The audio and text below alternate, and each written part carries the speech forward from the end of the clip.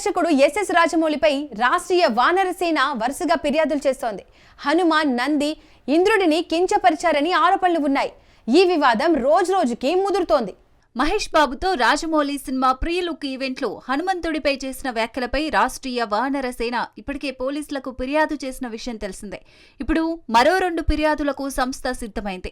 ఈవెంట్లో మహేష్ ను నందిపై చూపించడం శివుడిని అవమానించినట్లు భావిస్తున్నారు. అలాగే బాహుబలి రిలీజ్ సందర్భంగా విడుదల చేసిన బాహుబలి ది ఎటర్నల్ వార్ ట్రైలర్లో బాహుబలి ఇంద్రుడితో పోరాడుతూ రాక్షసుల పక్షాన నిలబడడం దేవతలను కించపరుస్తోందని ఆగ్రహం వ్యక్తం చేస్తోంది. ఈ 2 అంశాలపైన త్వరలోనే పోలీస్ స్టేషన్లో ఫిర్యాదులు దాఖలు చేయనున్నట్లు సంస్థ ప్రకటించింది. దీంతో రాజమౌళికి తలనొప్పి మరింత పెరిగినట్టు కనిపిస్తోంది.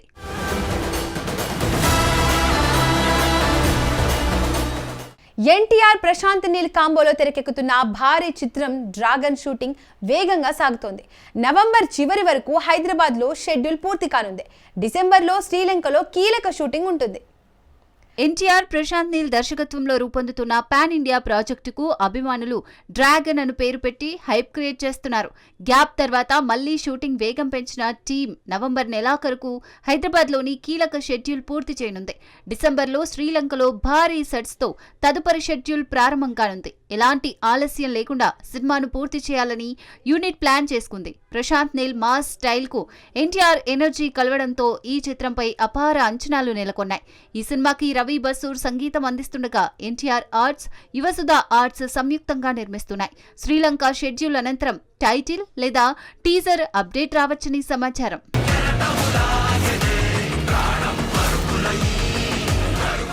సంక్రాంతికి వస్తున్న బ్లాక్ బస్టర్ అయిన ఐశ్వర్య రాజేష్ కు కొత్త ఆఫర్లు రావడం లేదు. ఎట్టకేలకు ఓ కొత్త చిత్రానికి ఎవరున్నారు. వెంకటేష్ కథానాయకుడిగా నటించిన సంక్రాంతికి వస్తున్నాం సంక్రాంతి కానుకగా వచ్చి 300 కోట్లకు పైగా వసూలు సాధించింది. ఐశ్వర్య రాజేష్ అందులో గడుసు భార్యగా, అమాయక పల్లెటూరి గృహిణిగా 2 షేడ్స్లో అదరగొట్టింది. కానీ ఈ భారీ విజయం తర్వాత కూడా ఆమెకు తెలుగులో సరైన ఆఫర్లు రాలేదు. 10 నెలలుగా సినిమాలు లేకుండా ఉంది. ఎటకేలకు కొత్త దర్శకుడు భరత్ దర్శన్తో ఓ పాన్ ఇండియా స్థాయి చిత్రానికి గ్రీన్ సిగ్నల్ ఇచ్చింది. శివం బజే ఫేమ్ గంగా ఎంటర్టైన్మెంట్ నిర్మిస్తోంది. Pre wedding show fame Thiruveer మరోసారి హీరోగా నటిస్తున్నారు. ఈ చిత్రం పూజా కార్యక్రమం ఇటీవల పూర్తయింది. అయితే స్టార్ హీరోల సరసన మాత్రం ఆమెకు అవకాశాలు రాకపోవడం హాట్ టాపిక్ గా మారింది. గోదావరి గట్టు మీద రామసలకావే, గోరింటా